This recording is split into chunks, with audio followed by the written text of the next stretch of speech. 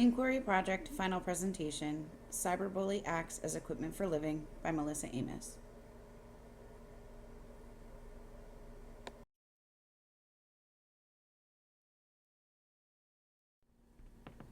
Cyberbully acts as equipment for living for people who are opposed to bullies and demonstrates how words impact others. Film and other forms of art are means to deliver a message. Young notes movies acts as equipment for living by affording the audience an opportunity to apply interpretations of film to their everyday lives, quite possibly learn a lesson, contribute to a sense of self, influence a disposition, and in turn act in a particular manner under different circumstances.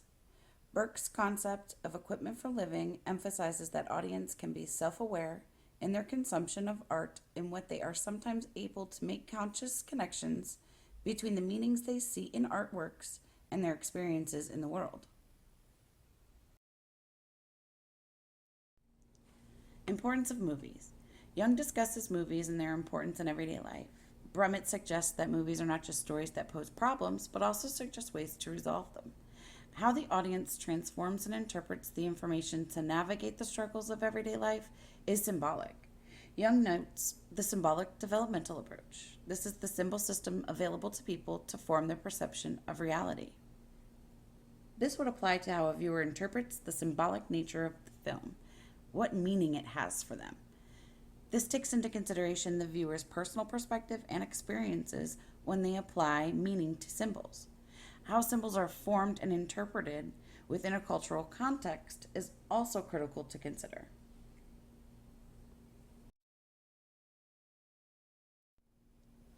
The symbolic nature of movies.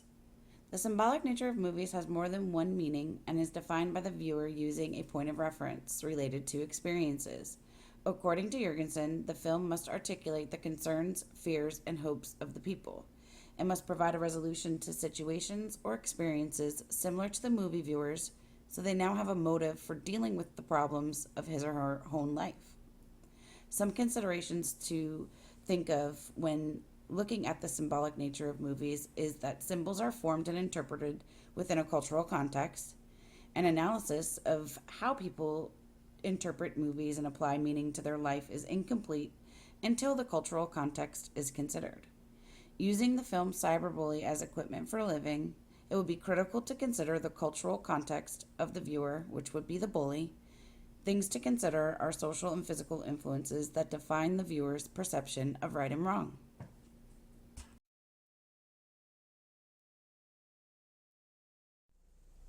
Rhetoric and analysis. A supporting theory that applies to Burke's equipment for living with respect to the film Cyberbully is the rhetorical tradition as the communicator. The rhetorical tradition focuses on issues of self-identity and the outcome of communication as a result of the communicator. Richard Weaver's theory of truth and rhetoric within this tradition is most applicable. He notes, rhetoric uses language to promote truth and value of a culture. When it's used to promote the selfish interests of the speaker to dominate, exploit, and mislead, it's being used in the service of evil, not truth. This could translate into how a bully uses their words to hurt. Jung's analysis on the relationship between self, which is the viewer, and other, which is the film, has three levels of connectivity.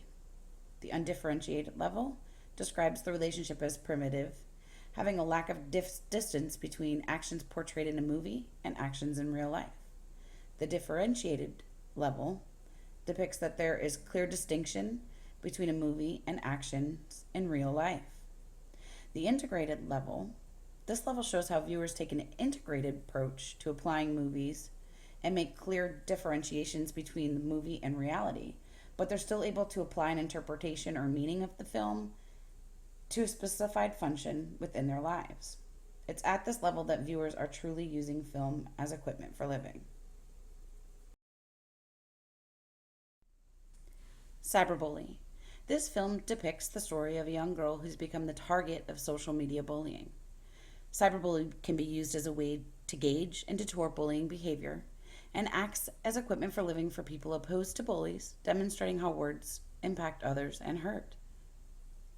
Studies should be done and conducted around this film to see if bullying behavior can be detoured.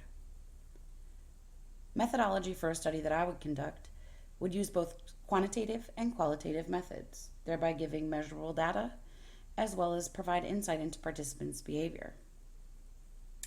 Dake, Price, and Teljohannan note that bullying and victimization is most prevalent in elementary schools grades 1 through 5. Selecting students within this grade range would be most beneficial. Next, you would need to gain approval from the school board. The school board will help you identify the demographic of schools that you can use for the study. I would take an approach of using both upper, middle, and lower income schools to see if there's any variance in data. Next would be to partner with guidance counselors and teachers to select students for the study. Once the students are selected, gain informed consent from the parents or guardians. The study would consist of 5 parts. The first part would be to watch the movie. The next part would be to have a group discussion addressing questions about the film. The third part would be a short survey pertaining to their experiences. The fourth part would require the school staff and anyone who's conducting the study to leave the room and allow the children to have unmonitored playtime to see how their actions are once they've watched the film. The fifth part of the study would be follow-up. This would be done at 2 weeks, 2 months, 4 months, and 6 months to see if there has been any change in behaviors since the study was conducted. The data to collect for the study would begin with initial analysis of each student's academic, attendance, and behaviors prior to the study. This will give you a baseline to judge against when you gather the additional follow-up data. Once all of the data is received from the first study, I would like to determine if there's any difference in demographics as to the way that the answers were given. For instance, if there was a demographic or school that answered a question a particular way more than another school, it might be good to take a look into that for some additional interventions or programs within that school.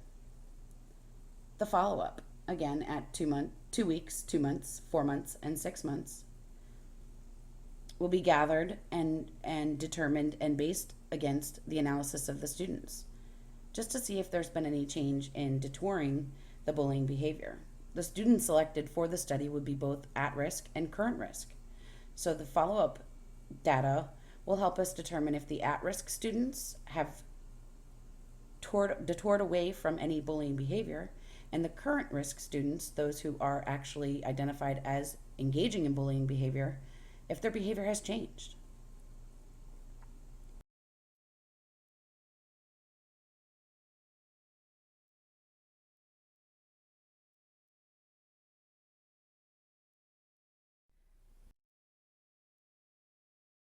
Movies as equipment for living have specific influences on the way a viewer thinks.